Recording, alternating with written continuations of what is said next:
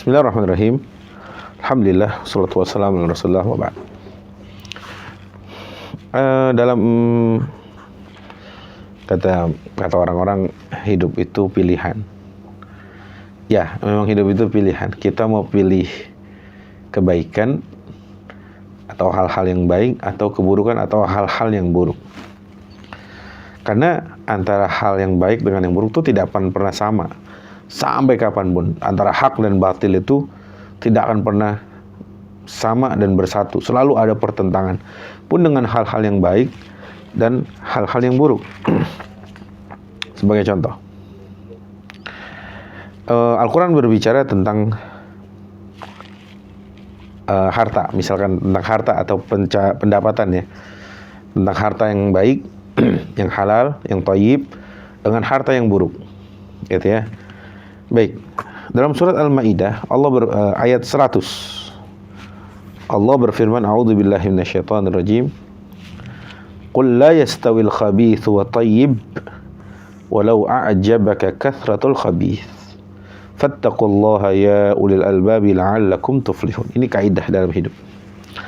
Kata Allah dalam Al-Quran, qul, katakan wahai Muhammad, la yastawil khabithu wa thayyib walau a'jabaka kathratul khabith. Katakan wahai Muhammad, tidak sama antara al-khabith, sesuatu yang buruk, dengan at-thayyib, dengan hal-hal yang baik. Tidak sama.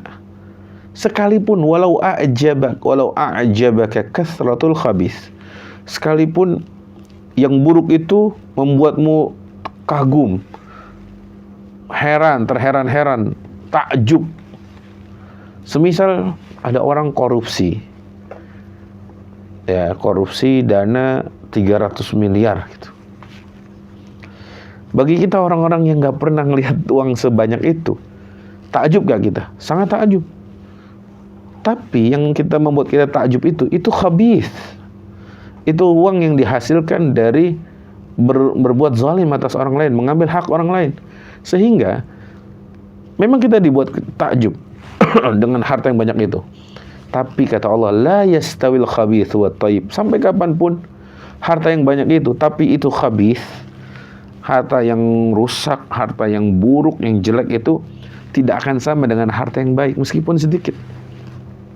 Nah, ini rasa-rasanya teman-teman, sahabat muslimin rahimahullah Allah, kita hari ini hidup di dunia itu memang seringnya dipertontonkan atau diperlihatkan kepada kita.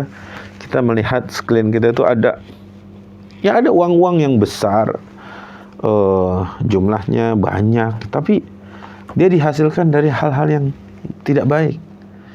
Makanya tadi Allah bilang tidak akan sama antara yang khabith dengan yang thayyib sampai kapanpun. Yang buruk itu tetap buruk, yang baik itu meskipun sedikit tetap dia baik. Apalagi kalau kebaikan itu kita bawa pulang ke rumah. Maka ini pesan juga untuk para suami, untuk para semua pejuang nafkah, para pencari nafkah di jalan Allah, para suami yang memiliki istri di rumah dan keturunan anak-anak di rumah. Allah akan memberikan kita isyarat bahwa tidak sama yang kita bawa pulang ke rumah itu. Tidak sama kalau kita menang proyek dan hasilnya dari suap menyuap, menang tender dan lain sebagainya.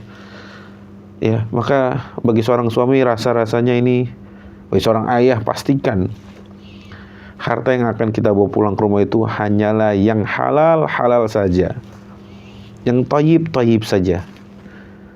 Ya, tidak membawa harta yang syubhat, apalagi haram. Ingat wahai para suami, ingat wahai para ayah, jika yang kita bawa pulang adalah harta yang haram yang syubhat, bahkan yang haram itu kita bawa ke rumah, dari harta itu dimakan oleh anak dan istri kita, itu dampaknya kepada kehidupan mereka. Bahkan secara jelas Rasul juga pernah menyampaikan, setiap daging yang tumbuh dari sesuatu yang haram, maka neraka lebih berhak melahapnya, membakarnya. Nauzubillah. Bukankah kita menginginkan kesolehan untuk istri dan anak-anak kita? Ya, wahai para ayah, wahai para suami, bukankah kita menginginkan itu semua? Anak yang baik, anak yang saleh, istri yang salihah, istri yang taat, istri yang menyejukkan pandangan mata, anak-anak yang menyejukkan pandangan mata kita. Tapi kita sebagai seorang ayah, seorang suami, ya tadi tugas kita jangan sampai membawa hal-hal yang tidak thayyib. Jangan sampai kita membawa pulang harta yang khabith, nafkah yang khabith, baik itu cara mendapatkannya atau baik itu secara zatnya khabith. Karena Allah yang mengatakan tidak akan sama, la yastawil khabith wat thayyib walau a'jabaka kathratul khabith. Bagaimana kita diminta oleh Allah untuk mencukupkan diri dengan halal-halal saja, sebagaimana Nabi mengajari kita satu doa, Allahumma kfini bihalalika an haramik wa aghnini bifadlika amman siwak. Ya Allah, cukupkan bagiku yang halal-halal saja dari yang banyak yang haram itu. Ya, wa aghnini bifadlika amman siwak, dan buatlah aku cukup dengan apa yang kau berikan kepadaku, karunia yang kau berikan kepadaku, dari aku meminta kepada selainmu ya Allah. Karena itu para ayah, para suami, dan khususnya seluruhnya kaum muslimin, mari kita cukupkan dari yang tayyib-tayyib saja, dan mari kita tinggalkan al-khabithat, sekalipun yang khabis itu berjumlah banyak, bahkan sampai membuat kita berdecak kagum. Wallahu ta'ala alam. Wassalamualaikum warahmatullahi wabarakatuh.